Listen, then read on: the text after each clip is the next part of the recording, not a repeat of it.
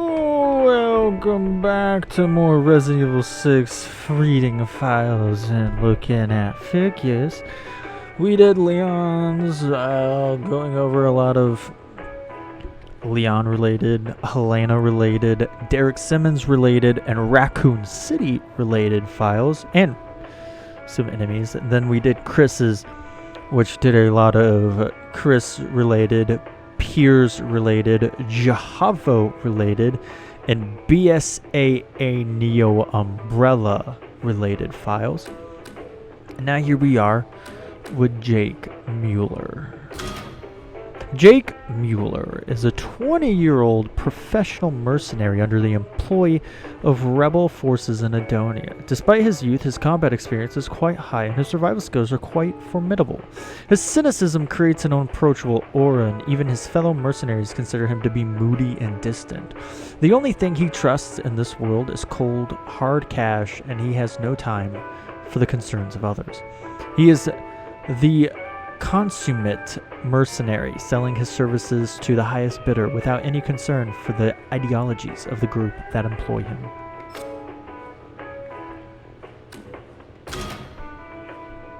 Soldiers of Fortune. Jake Mueller spent most of his teenage years as a mercenary, fighting on the front lines of countless conflicts the world over. The first group of mercenaries he joined taught him everything he needed to know about armed and unarmed combat.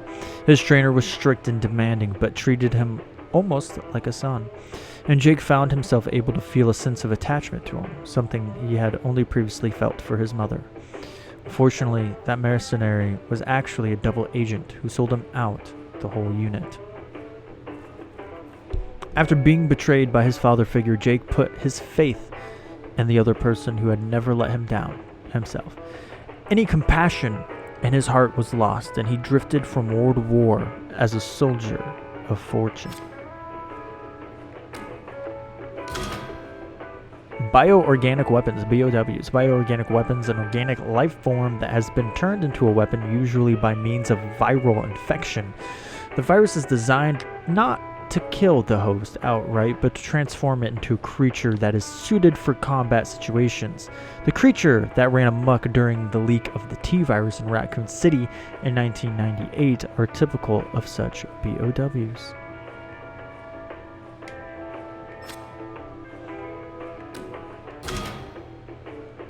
Ustanok. Ustanok is a powerful creature dispatched by Neo Umbrella to capture Jake Mueller.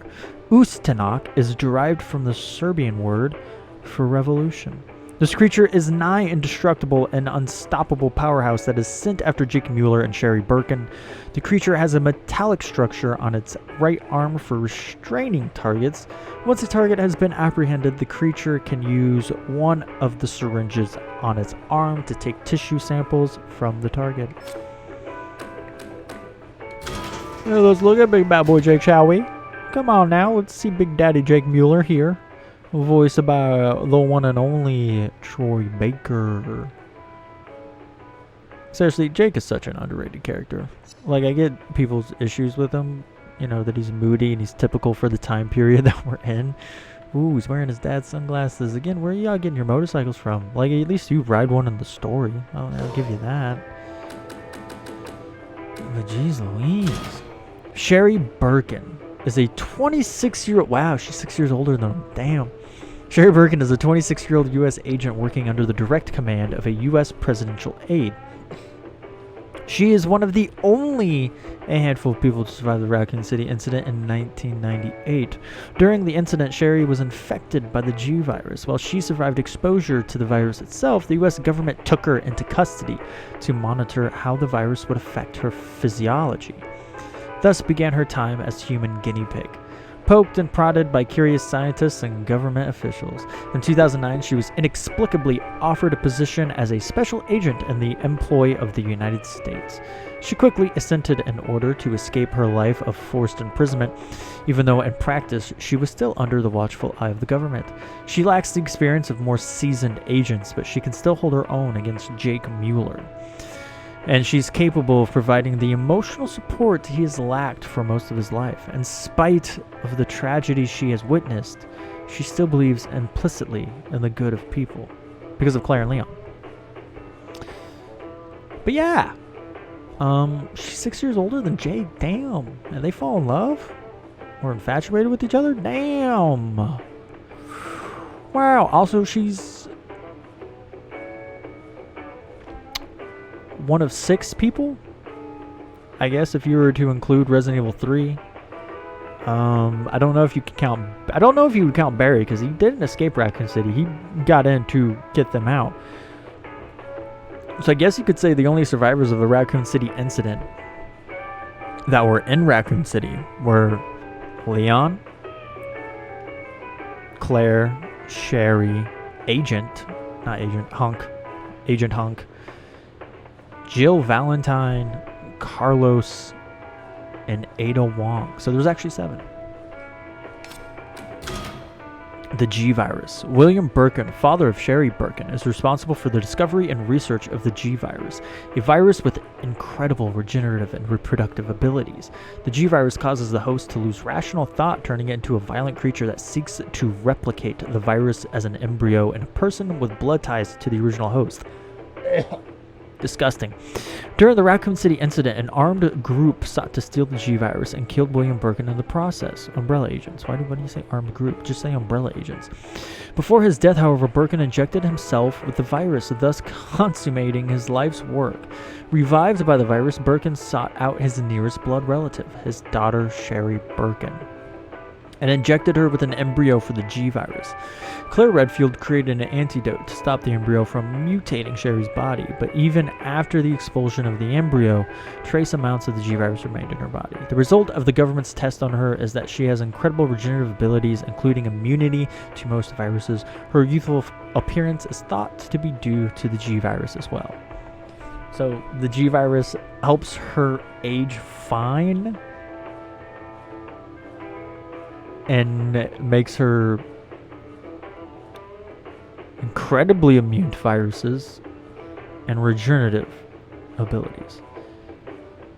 So it makes her look young and resilient as all hell. Mesets. The Mesets is a creature result from a high-level mutation brought on by exposure to the C virus. Mesets is derived from the Serbian word for moonlight.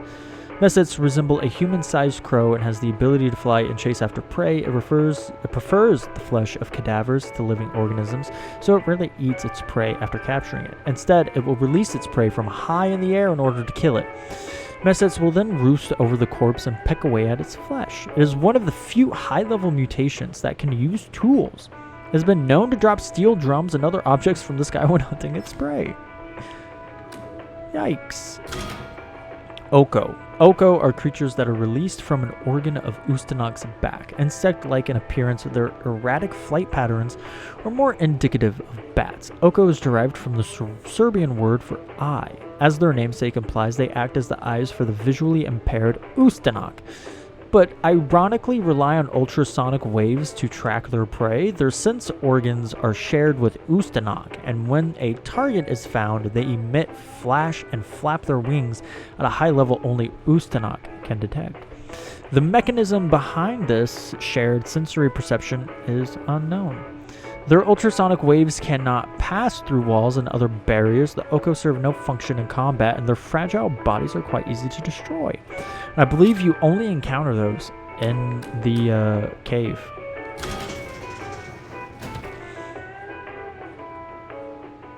Sherry Birkin. And Sherry Birkin on a drum barrel.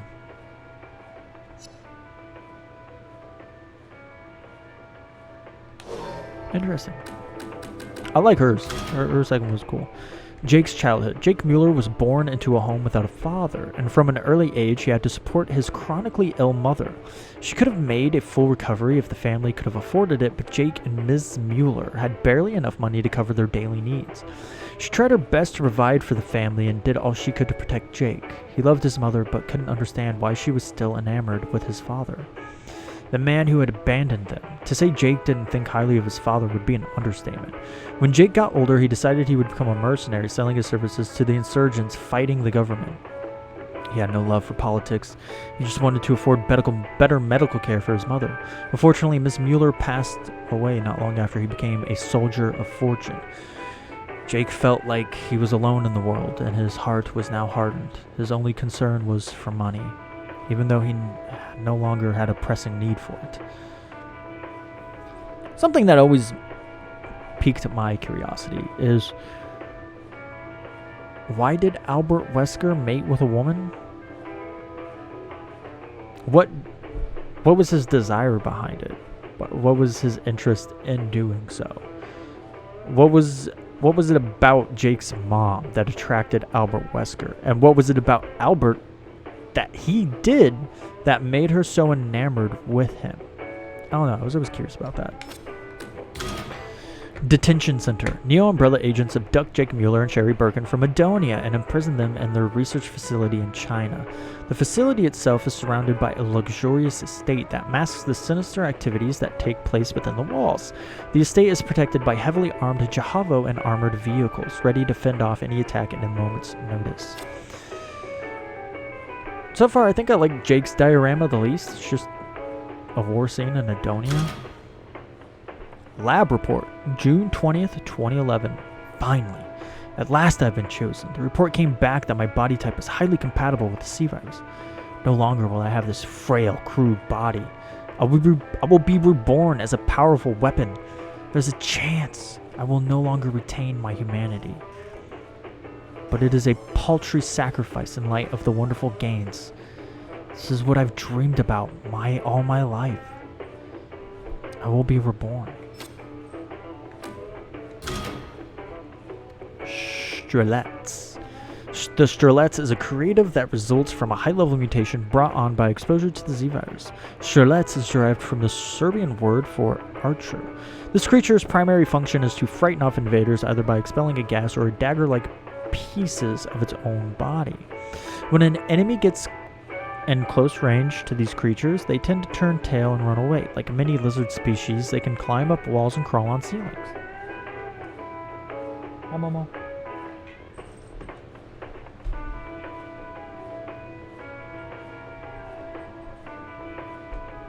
My cat has finally decided to join me. I know, Momo. I'm gonna...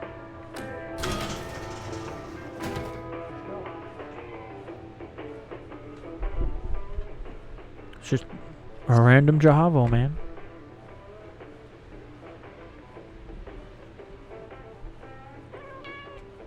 Yeah? Want to speak?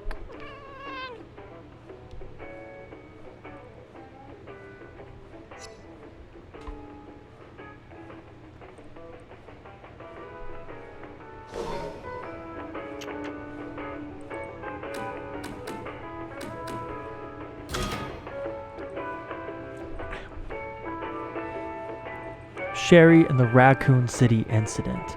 In 1998, William Birkin, father of Sherry Birkin, decided to keep the results of his G-virus research for himself. His superiors at Umbrella had grown tired of his attitude and sent a commando unit to retrieve the virus for them. It was held by Hunk. It was helmed by Hunk. The unit's mission coincided with the T-virus leak that had contaminated Raccoon City. The confluence of the two events contributed greatly to the city's destruction. Sherry Birkin was also caught up in these events, but thanks to the heroic efforts of Leon Kennedy and Claire Redfield, mostly Claire, she was able to survive the incident. Sherry considered Claire to be her new mother after losing both her parents. It was Claire's love and devotion that had the greatest impact on Sherry's development, and Claire's nurturing and compassionate ways have manifested themselves into Sherry's own personality. Yeah, so where was that personality in Revelations 2?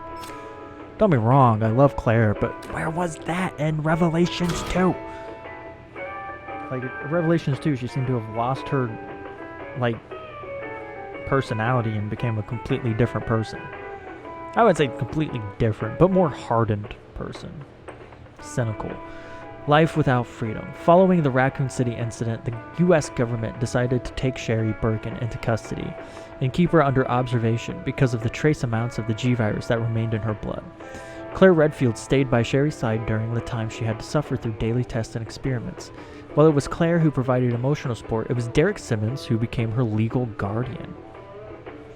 Claire visited Sherry as often as she could, trying to help Sherry overcome all the trauma she had endured.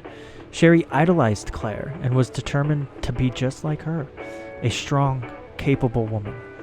Derek was not without compassion for the orphaned girl, and he allowed Claire, a civilian, to visit and comfort Sherry, even though the girl's existence was a closely guarded state secret. In total, Sherry spent 11 years in the hands of the government. It wasn't until 2009 she was given any freedom. Well, I mean, what's the harm of Claire being there? Like, bro, she already knows she exists. Like, come on. Of course she's allowed to be there.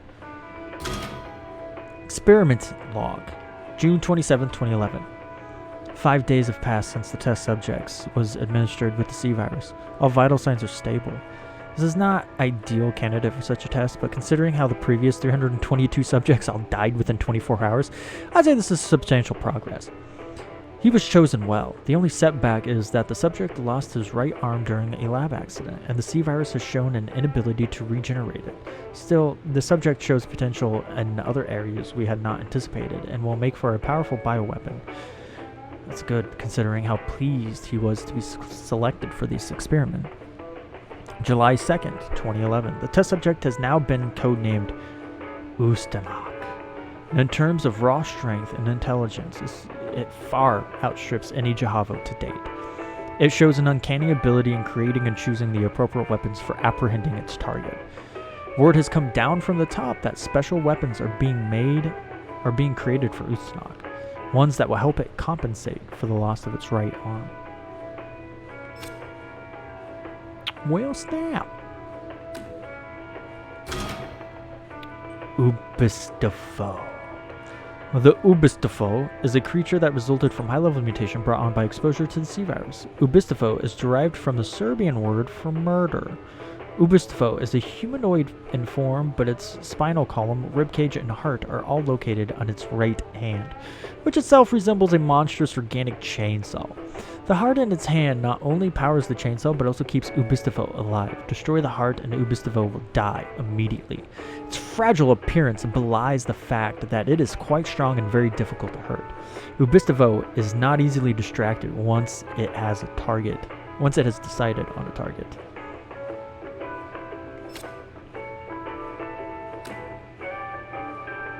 Oh, well, I guess we might as well look at this.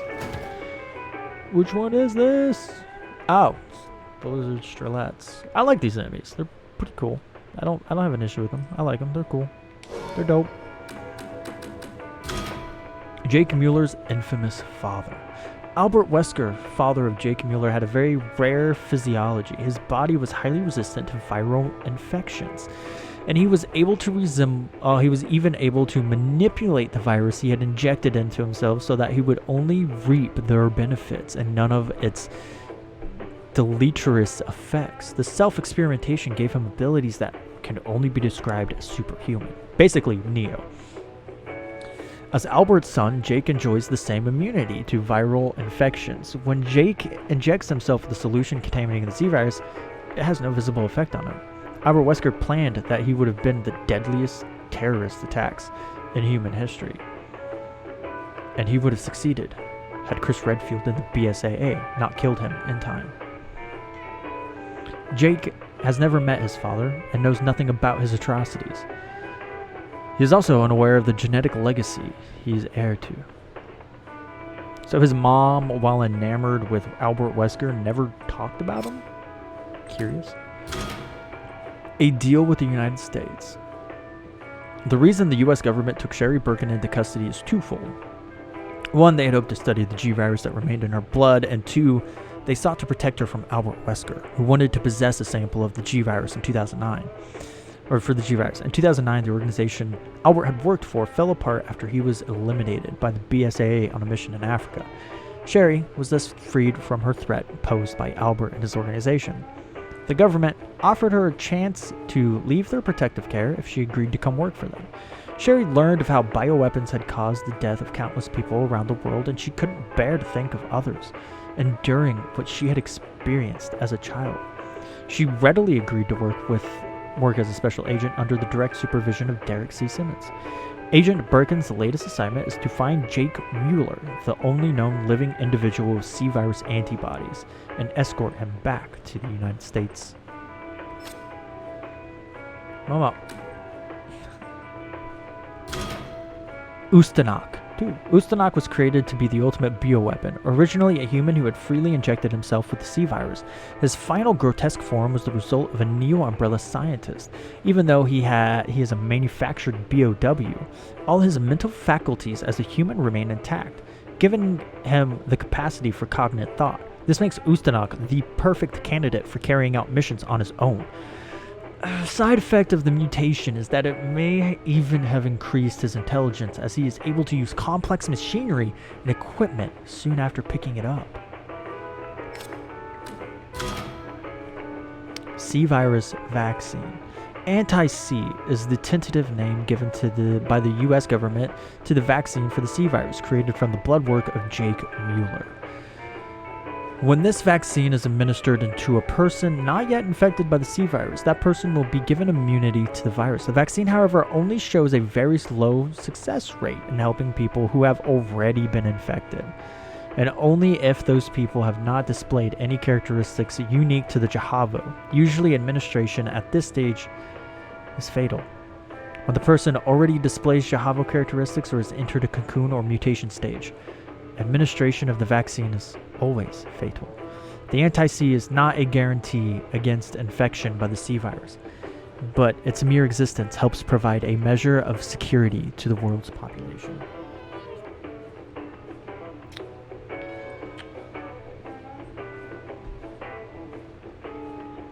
Okay, put my grumpy girl down.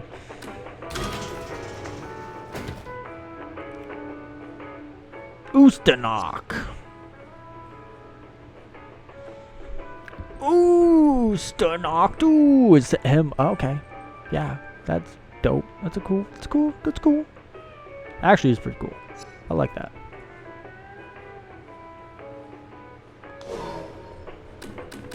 Alright, we come down here.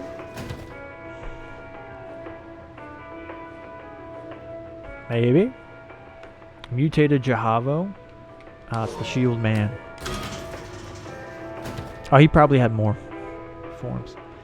Whoops. Messets. I have very mixed feelings with Messets.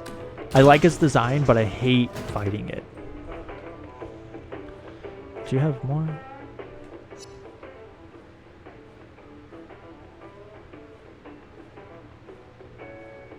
Okay, yeah, you definitely had more. Oh, I don't like that one. I hate that one. No, I hate that one. Shield 1, eh.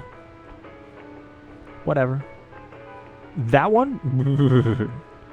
Oh, this one can one-shot you, I think. It looks cool, but I don't like fighting it either. Chrysalid? Oh, is this when it's crystallized?